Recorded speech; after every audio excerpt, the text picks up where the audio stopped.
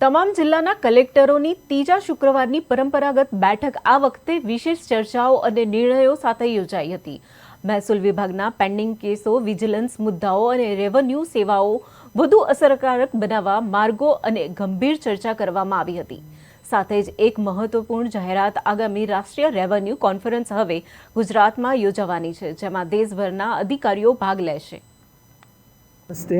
આપણે દર મહિને બધા જ જિલ્લાઓના કલેક્ટર્સની એક કોન્ફરન્સ યોજાતા આવ્યા છે અને આ એ શૃંખલામાં અને બને ત્યાં સુધી જાહેર રજા ન હોય કે બીજી કોઈ એમરજન્સી ન હોય તો આપણે ત્રીજા શુક્રવારે રાખવાની પ્રથા રાખી છે અને એ મુજબ આજે જે આપણે મંથલી કલેક્ટર્સ કોન્ફરન્સ છે એની મિટિંગ ચાલી રહી છે આજે સવારથી.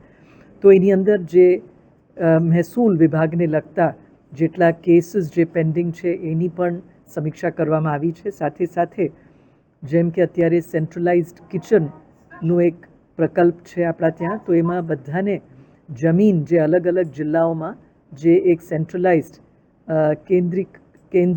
કેન્દ્રકીય રીતે એક જે આપણે રસોડાનું વ્યવસ્થાપન કરવા માટે જમીન જે જોઈએ છે એના માટેની પણ જે જિલ્લાઓમાં જમીન આપવામાં આવનાર હતી અને જેને કર્યું છે એની પણ, એટલે જ્યાં જ્યાં સારું કામ થયું છે એની પણ સમીક્ષા કરીએ છીએ. એ જ રીતે જે ગામતળના પણ કેસીસ છે કે જમીનની જરૂરત છે તો એ બધા કેસીસ આપણે જિલ્લા વાઇઝ એક જ્યાં જ્યાં પેન્ડિંગ છે આ, તેમજ તાજેતરમાં આપણે જે તલાટીઓ માટેની પરીક્ષા થઈ એમાં જે સારી કામગીરી થવામાં આવી છે ગૌણ સેવા પસંદગી મંડળ સાથે પણ આપણા 23 જિલ્લાઓમાં જે કલેક્ટરોએ કામ કરી એટલે જે સારું કામ થયું છે એની પણ નોંધ લેવામાં આવે છે.